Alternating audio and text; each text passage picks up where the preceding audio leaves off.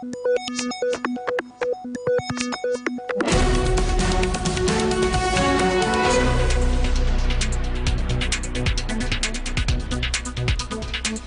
buenas tardes, noches, bienvenidos a Pulso Económico. Vamos a iniciar un repaso por lo más importante del día en materia económica y lo hacemos en los mercados, lo hacemos en la bolsa, lo hacemos vigilando el comportamiento hoy negativo del IBEX 35. Ahora lo van a ver.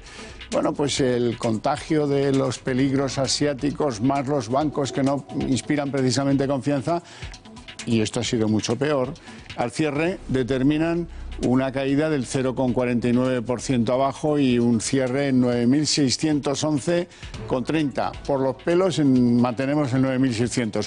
Las compañías que más han destacado por sus subidas, aunque todas son muy pequeñas, lo van a ver, son la constructora Ferrovial, gana 0,86%, cierra en 29,32.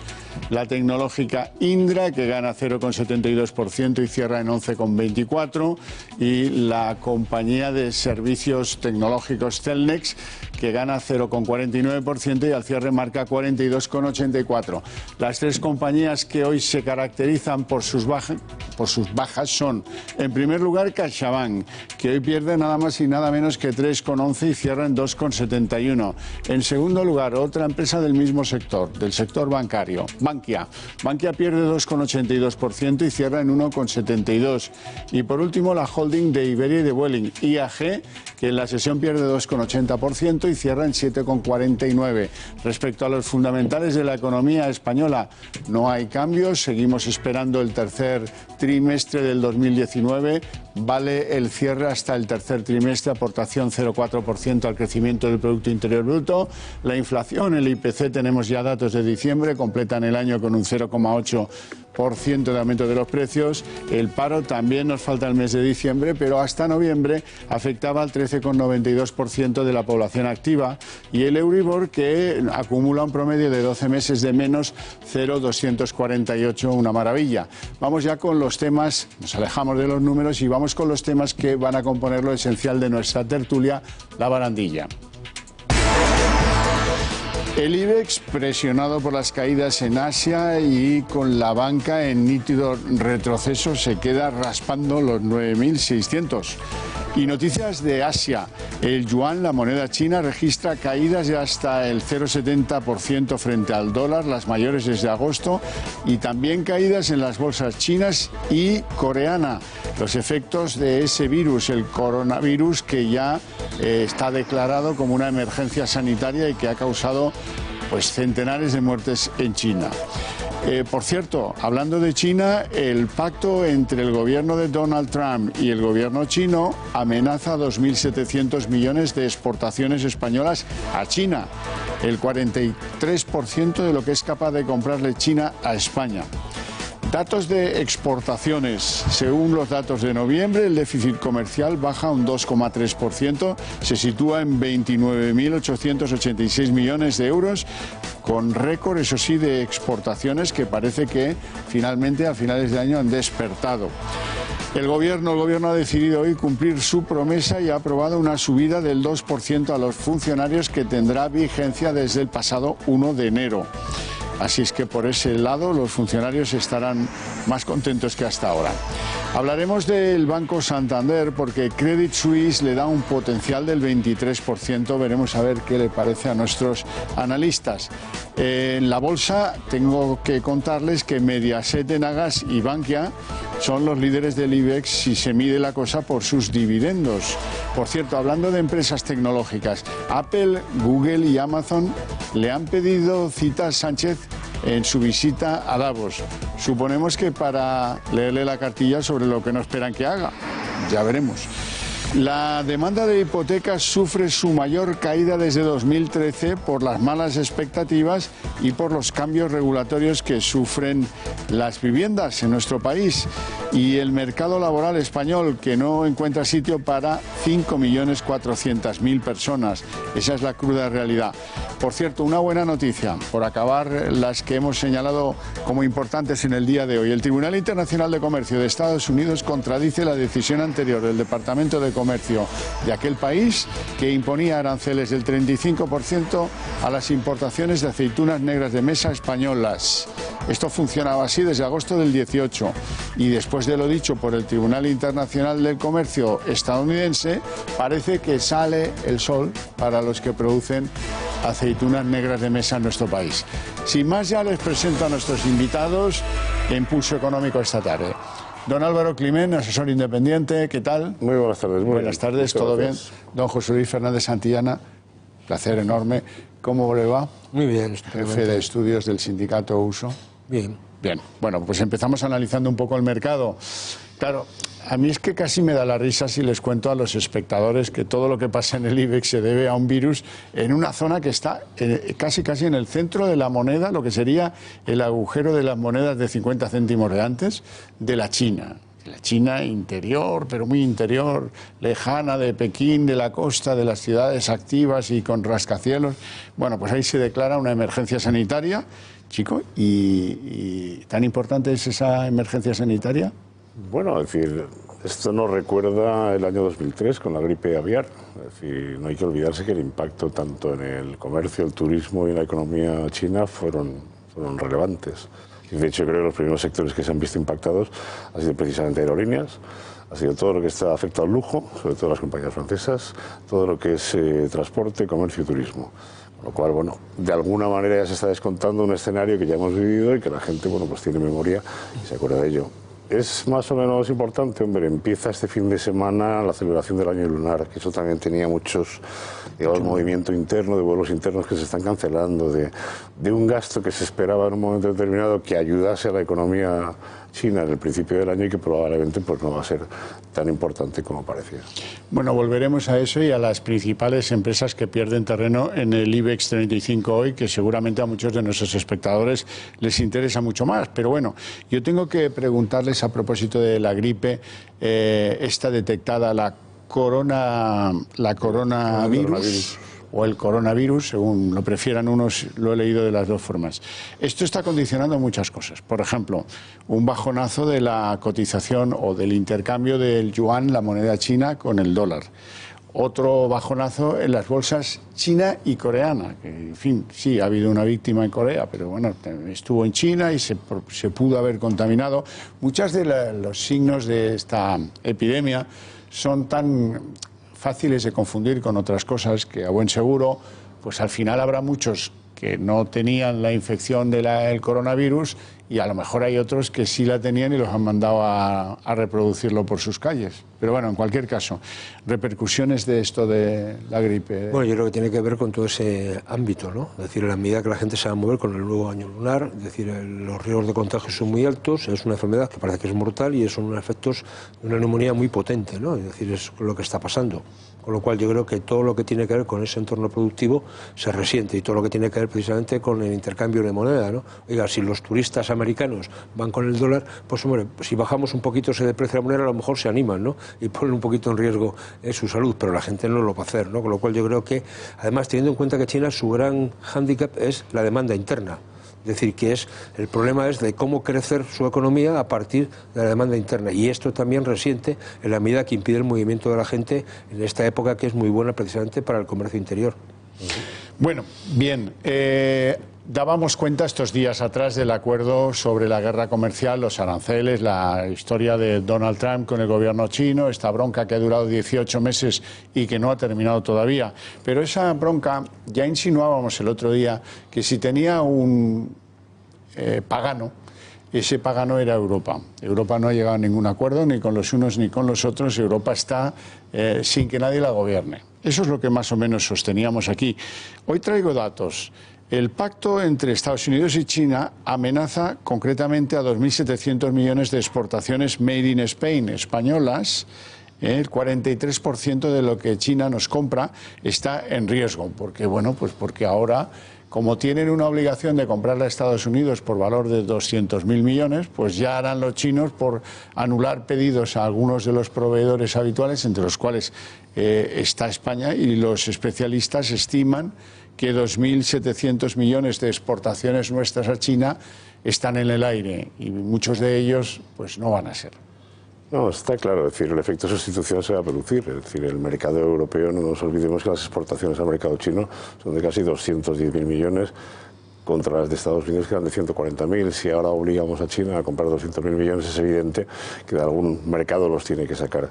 Luego, además, el reparto de esos 200.000 nos afecta en directo a productos que son básicamente de producción española, que es 50.000 agrícolas, 75.000 en manufacturas y 50.000 en energía.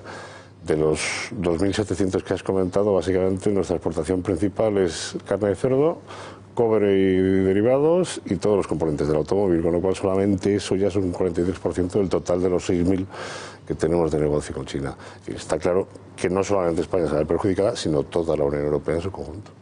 No, lo que está claro, esto pone primero de manifiesto una cuestión, es decir, que falta una política común en la Unión Europea, alguien que nos defienda, porque individualmente cada país, por sí solo contra estos dos monstruos, China y Estados Unidos, no tiene nada que hacer, y menos los españolitos, ¿no?, si queremos sacar pecho. Lo que está claro es que los chinos no van a seguir comprando lo mismo. Es decir, pues no, digo, sobre todo al mismo, oiga, si lo tengo que comprar a Estados Unidos, no lo voy a comprar aquí, no voy a duplicar el gasto. A partir de ahí, oiga, ¿qué nos tocan? Pues lo que nosotros colocamos, que es muy distinto de lo que coloca Alemania, ¿no?, que tiene que ver más con otro tipo de historias.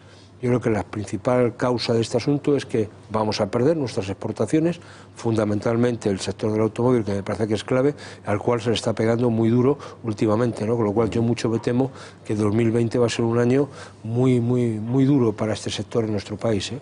Otro año difícil para el sector del automóvil, parece. Por cierto, yo que sé que a usted le gustan mucho estas informaciones, datos de noviembre de exportaciones o de déficit comercial, como prefieran ustedes. El déficit comercial se corrige, se arregla un poquito, 2,3% de bajada. Menos déficit comercial, 2,3%, aunque queda en unos niveles de 29.886 millones de euros, para ser exacto. Eso sí, estos datos demuestran que han espabilado las exportaciones.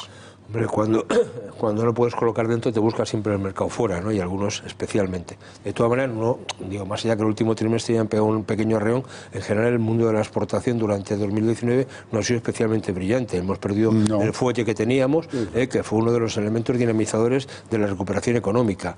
Yo creo que lo que se está poniendo de manifiesto es el estancamiento del crecimiento. Diga, si las exportaciones se nos caen, aunque hayan repuntado un poquito, o caigan menos, como se dice ahora actualmente, el mercado y la demanda interna no acaba de funcionar, oiga, pues tenemos un 2020 que yo creo que va a empezar con más sombras que luces, ¿eh? Y claramente se ve esa ralentización que comentaba José Luis a lo largo del año. De hecho, si miramos los países exportadores a los cuales nos dirigimos, el 67% que es Europa, estamos exportando por debajo de la media europea. Es decir, si nos comparamos con Alemania, con Italia, con Francia. Y donde sí estamos creciendo y que de alguna manera se van a ver afectados por lo que hemos comentado ahora de China, y precisamente las operaciones españolas, es en Estados Unidos, que crecíamos por encima del 7%, y en Asia, que crecíamos también por encima del 7%. Es decir, pero eso es un 35% de las exportaciones, con lo cual me da la impresión de que el año 2020 lo que vamos a ver es que esa desaceleración va a ir a más. De hecho, en noviembre ya se ha visto que la caída de importaciones y de exportaciones era negativa, es decir, no había un repunte, aunque sí en el acumulado del año efectivamente mejoramos algo, pero mucho menos de lo que veníamos viendo. Me gustaría que comentáramos una decisión del Gobierno que ha cumplido con el compromiso adquirido y ha decidido el aumento del sueldo de los funcionarios, subida del 2%, momento en el que se hace efectiva el 1 de enero, tal como estaba comprometido. Pues bueno, con los funcionarios por lo menos el Gobierno de Sánchez ha cumplido. Ahora bien, ¿cómo se nos queda el cuerpo y cómo se quedan las cuentas del Estado? Bueno, no sé cómo se quedarán, pero quiere decir que esto es un compromiso que viene ya firmado hace 2 años, o sea, que no es nuevo, con lo cual no hay ningún gobierno que se precie que no haga una previsión de este tipo de situaciones. Esto lo pactó Montoro 2 años, 19 y 20. Con lo cual, oiga, y no es el 2, es el 2,3. 2 de golpe y luego un 0,3 en función de la productividad, que ya veremos en qué momento se paga. Seguramente a mediados de junio, por ahí se haga un pequeño balance. Esto es lo que hay, ya lo sabían. ¿Por qué no lo han hecho antes? Bueno, porque queda bien hacerlo en el segundo o en el primer consejo de los martes, que queda estupendamente. Pero es un compromiso que estaba ya, ¿no? En un gota a gota. Primero las pensiones, luego los funcionarios, ¿no? Medidas de congraciarse con la población. Sí, sobre todo porque son cosas que ya están comprometidas. Es decir, mientras que hay otras cosas que se declaran y que a priori no cuestan dinero. Por ejemplo, la declaración de emergencia climática de nuestro país, que bueno, bien, esto es lo que más le preocupa hoy en día con la que está cayendo, digo, de agua, porque hace un día especialmente donde la tormenta y el agua seguramente hará bajar los costes de la electricidad, como pasa siempre.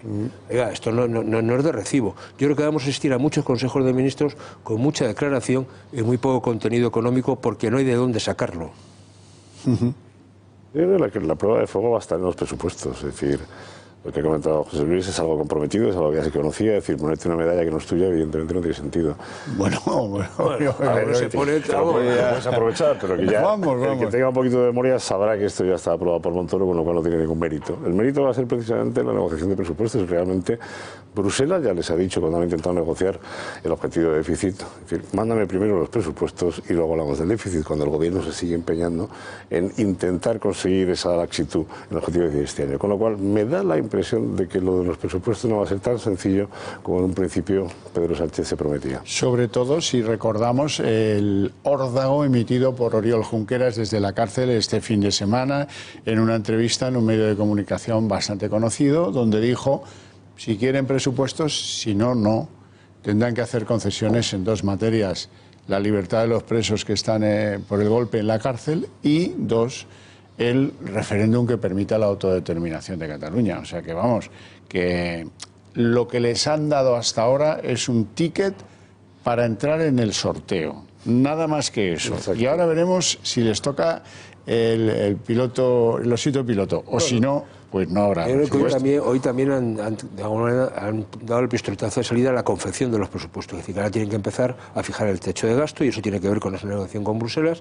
Y yo creo que el tema de fondo es que se han puesto la venda antes de que se llegue la piedra, ¿no? Hoy han prorrogado formalmente los presupuestos también, en el acuerdo del Consejo de Ministros. Es decir, hoy se prorrogan los presupuestos de 2019 que vienen siendo prorrogados del 18, ¿no? Y ya, con lo cual tenemos presupuestos prorrogados formalmente para el 2020. Vamos a ver lo que nos dura.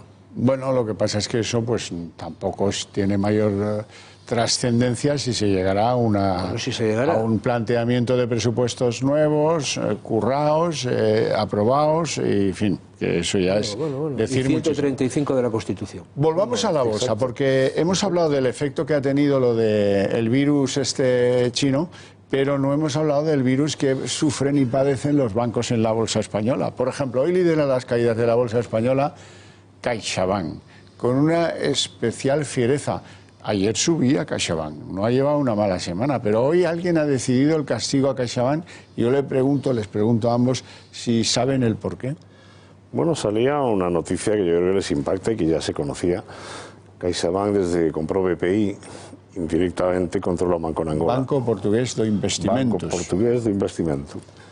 Tiene un banco en Angola, que a su vez ese banco, la mayoría la tiene la señora Dos Santos, que es en la que ha salido todo el escándalo ahora del entramado empresarial que tiene no solo en su propio país, sino en los 141 países en donde hay testaferros, sospechas de malversación, sospechas de fraude. Es decir, hay una, digamos, tormenta detrás de todo lo que es la pequeña participación, porque en el fondo tampoco es que sea muy importante, pero que ya le ha costado a CaixaBank en los últimos 2 años casi 150 millones por año de provisiones. Ha intentado deshacerse de la posición, no lo ha conseguido porque la compradora natural tendría que ser la señora Dos Santos, que es la que controla la mayoría. Que controla, o sea, que están pellizcados, están metidos en Angola. Sí, se están juntando muchos temas. Se juntó Villarejo, que ya de alguna forma también han salido los papeles de Villarejo. Digamos que el sector bancario, precisamente después de la subida que ha tenido a principios de año, está corrigiendo posiciones normales. Que sean precisamente 2 cajas de ahorros los que hayan de alguna manera capitalizado, entre comillas, ¿no? Digo, el término capitalizar, ese descenso, ¿no? Digo, dentro del sector bancario. Yo no sé si lo que hay aquí es una operación de futuro, ¿no? Es decir, se va a tocar a determinadas entidades, en este caso a 2 cajas de ahorros, precisamente en ese panorama de fusiones bancarias que se anuncia también y que de alguna manera se dejan caer, ¿no? Y que son 2 caramelitos, tanto una como otra, no digo para entre ellas hacer nada, pero cada una de ellas con otro da lugar a una entidad bastante potente, ¿no? Sí, por lo cual yo creo que ahí no pasaría nada porque alguien esté, vamos, esto ya no quiere decir ser mal pensado, pero bueno. El baile de fusiones lo tenemos... Es muy curioso, ¿no? Lo tenemos ya desde mediados de final de año, es decir, de hecho ahora comentaremos con Bankia, pero me da la impresión de que bueno, se está forzando de alguna manera, sobre todo movimientos dentro de los propios países, no intrafronteras, de estas fronteras porque no se van a producir, pero sí es cierto que hay 2, Unicaja, Liberbank y alguna más que están metidas en ese mundillo, incluso la propia Bankia, que ya se ha hablado de una posible fusión con BBVA o incluso nacionalizarla. Es decir, bueno, quedamos en que lo de CaixaBank se explica por el virus angoleño, el virus que afecta a la familia de Eduardo Dos Santos, el que fue presidente marxista-leninista de ese país cuando ese país se separó de su potencia colonial, que era la sazón Portugal. Y bueno, pues eso es, puedes tener a la que compres bancos en el tercer mundo, ese conflicto, pues es muy Es muy fácil. No sé si eso lo explica todo o hay alguna cosa más de la cual nos tengamos que ir enterando en el futuro, pero eso será en el futuro. Vamos a hablar de Santander, porque hoy Credit Suisse le da un potencial de hasta el 23% al Santander. No, no se lo da hoy, es decir, ese precio objetivo ya está puesto encima de la mesa. Quizá había salido la noticia porque como ya empieza la publicación de resultados, pues están empezando a hacer un poco un resumen de cómo van a ser cada uno de ellos. Es decir, en cualquier caso... ¿Todo esto es la antesala de esos resultados? ¿Alguien sabe ya cómo van y están especulando? Bueno, las estimaciones que hay encima de la mesa, tanto de FactSet como de Bloomberg, hablan de una caída media del 14% en su conjunto del sector. En el caso de Santander se habla de un 13% por toda la provisión que tuvieron que hacer en Estados Unidos. Es evidente que ya está recogido en los precios, es decir, a no ser que haya una sorpresa en un momento determinado que sea nueva. O sea, yo entiendo que la valoración de Santander ahora mismo, todos sabemos que cotiza con descuento, con un yield del 6%. Es decir, no hay nada nuevo encima de la mesa. Pero eso ya está descontado. Quiero decir que eso de alguna manera viene a ratificar lo que ya todo el mundo dice. Bueno, pues de alguna manera sincerar la operación, para que nadie se lleve sustos, ¿no? Bueno, muy bien, pues sigamos. Los líderes por dividendos del mercado del IBEX 35 son Mediaset, Enagas y Bankia, precisamente. Eso es una nueva consideración. Ahora tenemos que resignarnos a ingresar por dividendos lo que antiguamente era de otra manera, ¿no? Bueno, lo hemos comentado en el programa que era curioso ver que la rentabilidad precisamente que ofrece el mercado de renta variable en los últimos 2 años pues, está en torno al 4,5% y que está muy por encima de la media europea y de la media americana. Y si ya lo comparamos con las rentabilidades de la renta fija, pues apaguemos, ¿no? Ya estamos hablando de rentabilidades negativas. De todas maneras, es decir, mencionamos estos 3 valores, pero es que Telefónica, Repsol y Endesa están por encima del 6%. Y fuera del IBEX tienes a una Antena 3 que tiene un 12% de rentabilidad o un Naturhaus que tiene un 11,7%. A mí el problema en este caso, en el caso de Bankia, volvemos otra vez a lo mismo, es decir, los bancos van a poder mantener el dividendo teniendo en cuenta que el Banco Central Europeo ya les ha dado un toque este año diciéndoles sean ustedes prudentes en el reparto del dividendo. Esa es la pregunta. En el resto de los valores, pues yo creo que de los que hemos hablado, pues todos son más o menos predecibles. Es decir, que lo están haciendo, es decir, donde la gente está invirtiendo, es decir, invertir en renta fija es un despropósito, es decir, es perder dinero. Entonces, si quieres hacer algo, incluso alguna entidad de crédito ha recomendado a la gente vete a la bolsa y no hagas depósitos, ¿no? Es decir, que a partir de ahí es lo que está jugando. Yo creo que el dividendo siempre siendo la parte más atractiva ahora mismo de estas grandes empresas, ¿no? Y lo que anima al mercado. Don José Luis, hay unos señores que se llaman los de las tecnológicas, que son Apple, Google, Amazon, etcétera, que le han pedido una parte en Davos al presidente del gobierno. ¿De qué cree usted que va a ir la cosa?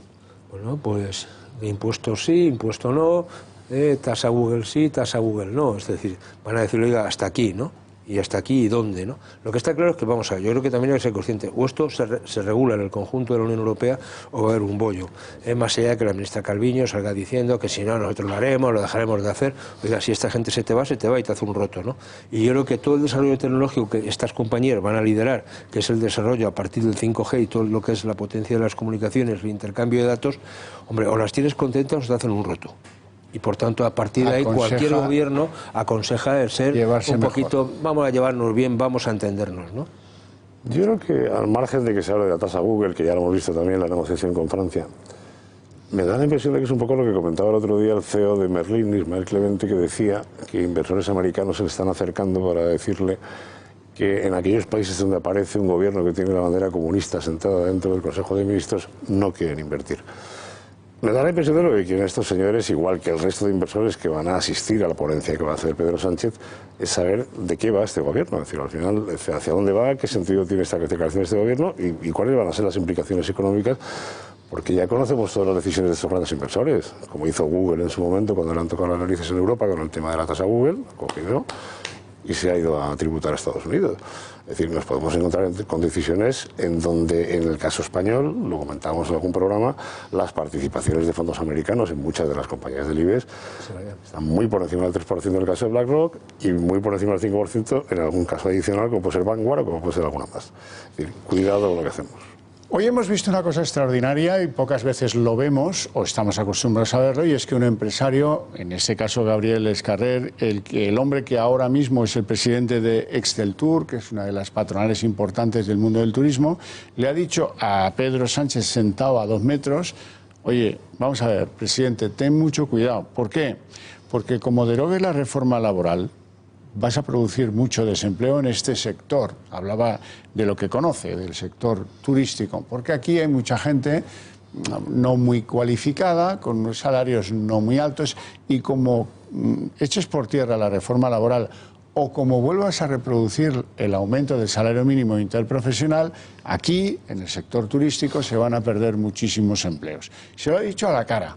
El otro ha hecho, pues, como que no le entendía, ¿no? Como si hablara otro idioma, ¿no? Y bueno, tal, aquí las cosas van muy bien, llegan 84 millones de turistas, esto es todo lujo y esplendor, y no ha tomado nota de lo que le decía Gabriel Escarrer. ¿Qué os parece el apunte? Primero, que no hay peor sordo que el que no quiere oír.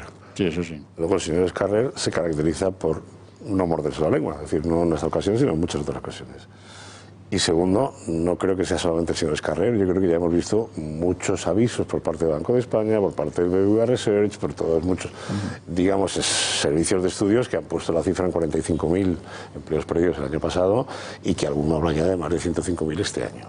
Yo creo que al final es escuchar a los agentes económicos que son al final los que crean empleo, los que dinamizan estos sectores y además en este caso un sector que es muy relevante, importante precisamente para la economía española. Bueno, yo creo que el turismo es un sector estratégico, no se nos olvide, ¿no? Pero también es muy estacional, quiere decir que también está muy ligado a temporadas.